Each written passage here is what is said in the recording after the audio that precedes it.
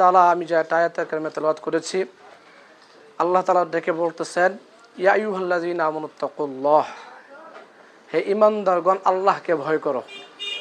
আল্লাহ তাআলা ডেকে বলতেছেন, হে ঈমানদারগণ আল্লাহকে ভয় করো। এবং ইয়া আইয়ুহাল্লাযীনা আমানুত্তাকুল্লাহ হাক্কা তুকাতি ওয়া লা তামুতুন্না ইল্লা ওয়া আনতুম মুসলিমুন, পরিপূর্ণ মুসলিম না হয়ে কবরে প্রবেশ করো না।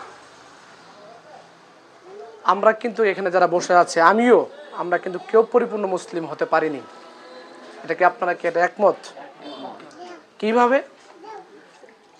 উনি যে একটু আগে বলেছেন, আল্লাহ যে আইন আল্লাহ আমাদেরকে বাস্তবায়ন করতে বলেছেন, আমরা সেই আইন না মেনে আমরা আজকে মানব রচিত আইনের কাছে আমরা বদ্ধ। অর্থাৎ আমরা সকলেই আটকে আছি মানব রচিত এক সমাজের ভিতরে। কিভাবে আমরা প্রকৃত মুসলিম হতে পারি না? কিভাবে? আমাদের আইন ব্যবস্থা মানুষে বানানো, সমাজ ব্যবস্থা, রাষ্ট্র ব্যবস্থা, সব কিছু আজকে এটা মানুষের বানানো, মানুষ রচিত, এটা মানবতন্ত্র। এই জন্য আমরা এটা বাধ্য হয়ে, অর্থাৎ মাজলুমের শিকার হয়ে আমরা তাদের কাছে কি চাই? আমরা আইন চাইতে চাই। অবশ্য আমরা বিচার আইন চাবো একমাত্র আল্লাহর আইনের কাছে, ঠিক কিনা? এই জন্য বিগত প্রায় 16 বছর থেকে, বিগত দীর্ঘ বছর থেকে আমরা এক জালিমের পুরা 56,000 বর্গ মাইলটাই যেন কেমন যেন তাদের বাক শক্তিকে তারা কেড়ে নিয়েছিল, ঠিক কিনা? আল্লাহ তাআলা আমাদেরকে একটা ছাড় দিছে, একটা সময় দিছে। আল্লাহ তাআলা এখন আমাদেরকে একটা অফার দিছে। এই সময়টা যদি আপনি যদি কাজে না লাগাইতে পারি, আপনি নৌকা দিয়েও দেশ চালিয়েছেন, দানেশীর দিয়েও দেশ চালিয়েছেন, লাঙ্গল দিয়েও দেশ চালিয়েছেন, আপাতত কমপক্ষে একটাবার ইসলামকে দিয়ে আপনি দেশ চালান। কথা বলেন ঠিক কিনা? দেখেন আপনি কতটুকু আপনি শান্তি পান।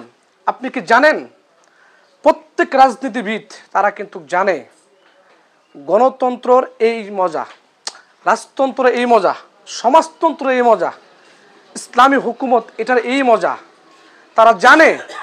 মির্জা ফখরুল এরাও বলেন, অর্থাৎ আওয়ামী লীগ এরাও বলেন, মানে মোট কথা ওলামায়ে কেরাম সকল যারা রাজনীতিবিদ আছেন তারাও জানে যে প্রত্যেকটা স্বাদ এমন এমন। তারা জানে এই দেশে যদি একবার ইসলামের হুকুমত মানুষ যদি পেয়ে যায়, তাহলে আর কেউ ভোট দিতে আসবে না, আর কেউ আমাদেরকে চাবে না। এই জন্য তারা কখনোই মোল্লাদেরকে, অর্থাৎ ওলামায়ে কেরামদেরকে তারা কখনোই ক্ষমতায় আসতে দিবে না। তারা এইভাবে নিচে নিচে, অর্থাৎ তারা একত্রিত, অর্থাৎ আওয়ামী লীগ বলেন, বিএনপি বলেন, জাতীয় পার্টি বলেন, তারা সকলে ঐক্যবদ্ধ হবে। এরপরেও তারা একের পর এক যে আমরা ক্ষমতায় কখনো হুজুরদেরকে আসতে দেব না। কেন? ইসলামের মজা যদি একবার পেয়ে যায়, কি মজা?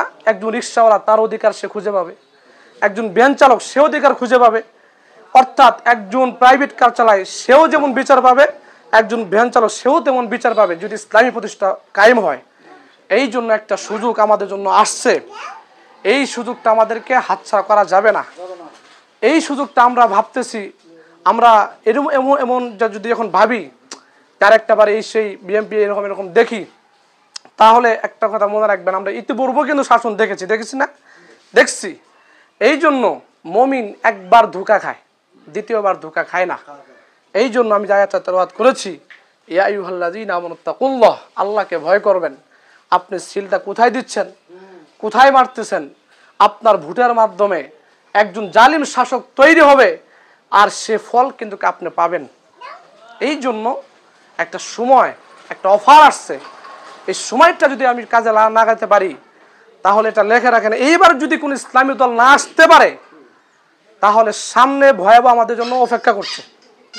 এই জন্য আমরা প্রত্যেকেই নিজে ব্যক্তিগতভাবে 1 ভাই, 2 ভাই, 3 ভাইকে আমরা দাওয়াত দিয়ে আমাদেরকে প্রত্যেক ইসলামের ছায়াতলে আনতে হবে। রাজি আছেন ইনশাআল্লাহ? আল্লাহ তাআলা আমাদের সকলকে প্রকৃত ঈমানদার হয়ে প্রকৃত